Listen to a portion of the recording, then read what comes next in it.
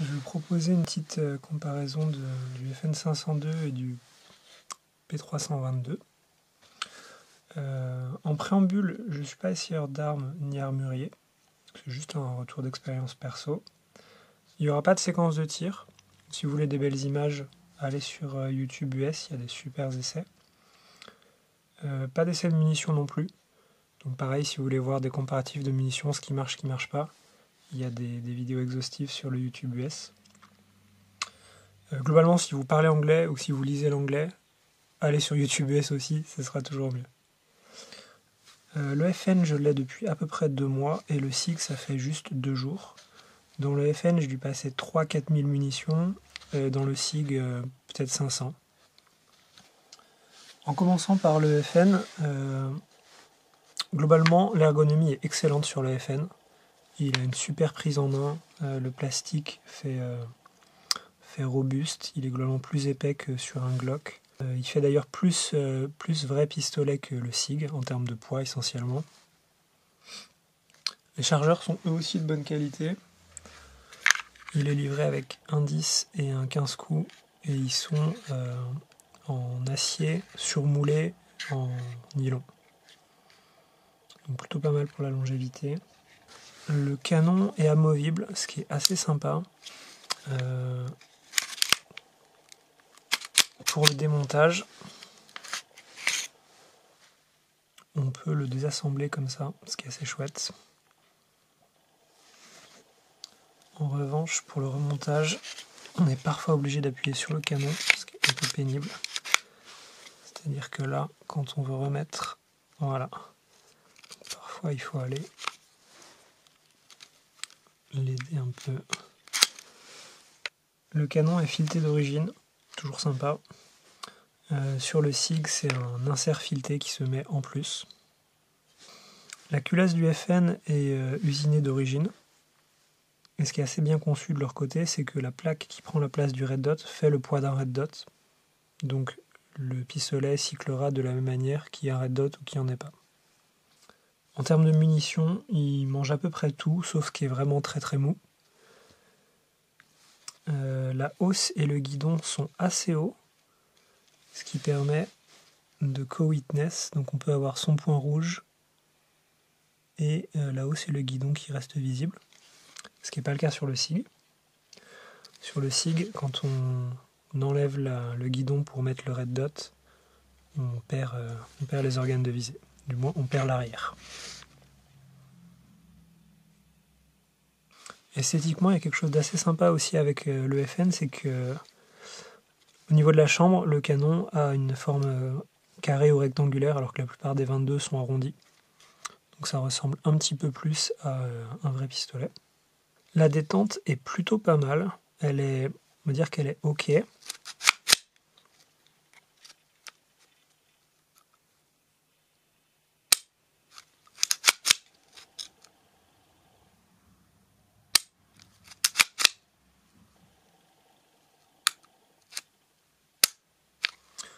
Le gros problème, c'est que le reset, il est super long. Vraiment, vraiment super long.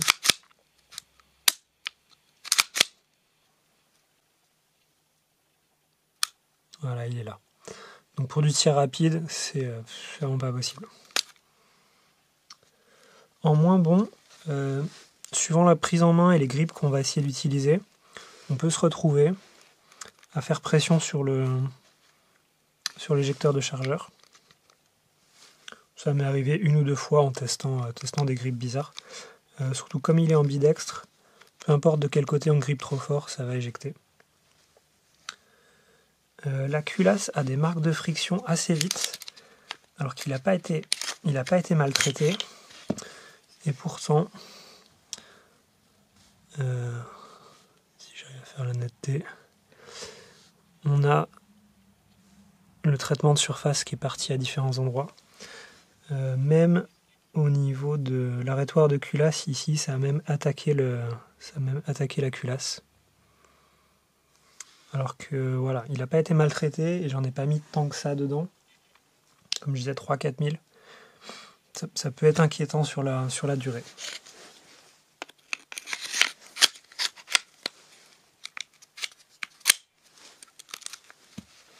Autre point un petit peu négatif avec celui-là, les vis fournies pour le Red Dot se desserrent. Même si on prend exactement celles qui sont recommandées, qu'on utilise la bonne plaque, qu'on dégraisse à fond, il finit toujours par se redesserrer et c'est très pénible, on repère son zéro, etc. etc. Moi j'ai fini par mettre de la Loctite rouge et depuis elle ne bouge plus. Peut-être que le fait que les plaques d'adaptation soient en plastique joue. L'avantage sur le SIG, c'est qu'il n'y a pas du tout de plaque de montage, on est sur une embase 507K et donc on peut directement mettre un Red Dot compatible avec ce type d'embase. Ici, ça correspond, je crois, à aucune embase en fait. C'est-à-dire que les plaques de montage sont obligatoires, quoi qu'on veuille mettre sur le FN. Petit point un tout petit peu négatif aussi, la sécurité peut être parfois difficile à mettre. Voilà, là j'essaye. Voilà, il a fallu forcer. En fait, elle est un peu trop loin derrière. Donc pour la choper, c'est pas évident. Pour l'enlever encore, ça va, mais pour la mettre, en pratique, on va pas la mettre parce que c'est pénible. Elle est 5 mm plus en recul que sur le SIG. Et sur le SIG, en revanche, il n'y a pas de difficulté. Elle est juste au bon endroit. Elle n'est pas plus dure. Elle n'est pas plus dure que celle du SIG. Elle est juste un peu trop en recul. Après, il y a des choses qu'on ne peut pas forcément lui imputer, mais le Red Dot se salit très très vite avec un modérateur. On se prend un peu de projection dans le visage, toujours avec l'utilisation d'un modérateur. Et le SIG fait pas du tout ça, étonnamment. Le Red Dot se salit un peu moins parce qu'il est plus loin de la chambre. Je ne sais pas si on le voit. Voilà, le Red Dot du SIG est beaucoup plus en retrait. Donc lui se salit un petit peu moins et on ne se prend pas de résidus. Globalement, le FN, moi je l'adore. Je tire essentiellement avec ça au stand. Il y a vraiment peu de points négatifs. Éventuellement, l'usage un peu bizarre sous la culasse.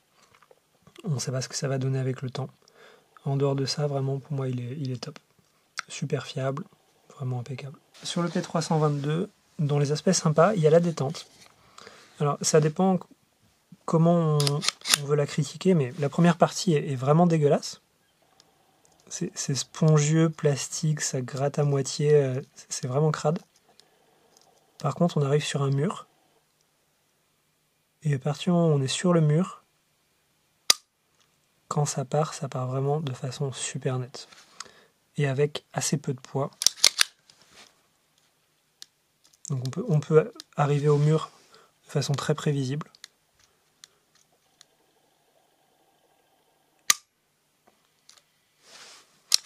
C'est facile d'arriver juste au mur. Et après, il lui manque vraiment pas grand-chose. Ce qui est très, très favorable au tir de précision. En termes de qualité de fabrication, clairement, il est aussi bien fini, sinon mieux que le FN. Je trouve qu'il a moins de jeu dans la culasse. Globalement, il ferait mieux fini, si ce n'est ces pièces-là qui font un petit peu plastique embouti, passé à la presse, un peu moyen, alors que le FN a des pièces un peu plus quali à ce niveau-là. En termes de poids, il est clairement plus léger que le FN. Pour autant, sur celui-là, je trouve que c'est plutôt un avantage. Autant celui-là, ça lui fait faire plus vrai pistolet.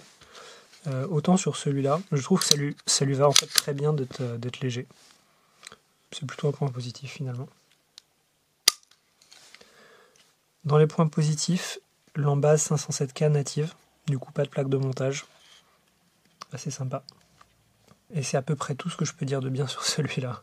Dans les points négatifs, il est super capricieux sur la façon dont on va charger les chargeurs. Donc les chargeurs sont comme ça. Ils sont 100% en polymère, ceux-là. Si on ne les charge pas de façon super constante, en gardant toujours un petit peu de pression, sans trop les soulager, il y aura des dysfonctionnements.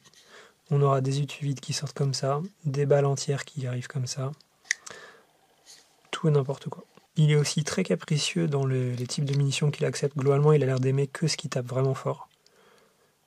Tout ce qui est un petit peu limite et qui cycle pourtant très bien dans le FN, lui, il va faire des bizarreries avec. Les ressorts de chargeur, globalement, sont assez durs. Ils ressemblent plus du 9 mm qu'à du 22. Alors, autant ceux-là, on peut les charger vraiment facilement avec juste une seule main. De toute façon, on peut les pousser que d'un côté. Sans outils, on les charge, il n'y a pas de souci. Ceux-là, ils sont fournis avec une chargette et elle est super vite nécessaire. À partir de 10 coups, globalement, il faut utiliser la chargette. Par contre, on peut les prendre des deux côtés.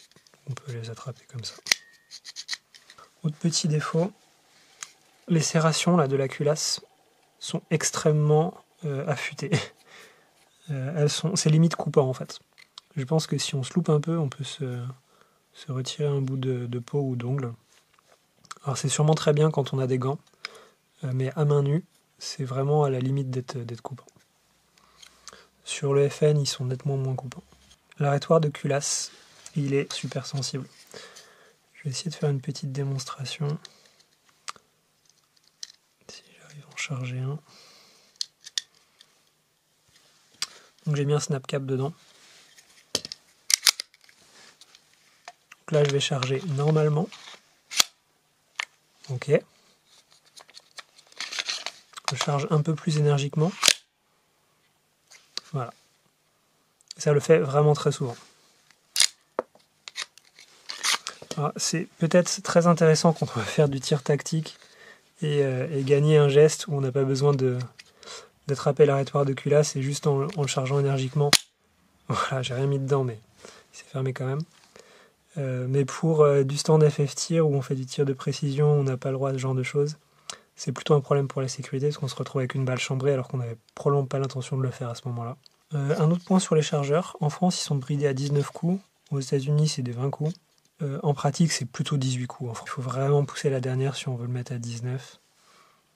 Avec les problèmes de fiabilité déjà du chargeur, pas sûr d'avoir envie de le faire. Dernier point sur les chargeurs, ils sont complètement en polymère. Les feed lips ici, là, ce qui vient maintenir la balle pour pas qu'elle sorte, sont aussi en polymère. C'est une seule pièce. Là où le FN utilise un gros insert en acier, il est possible que dans le temps, ils aient les mêmes problèmes que les chargeurs de MNP 1522 qui ont tendance à se manger.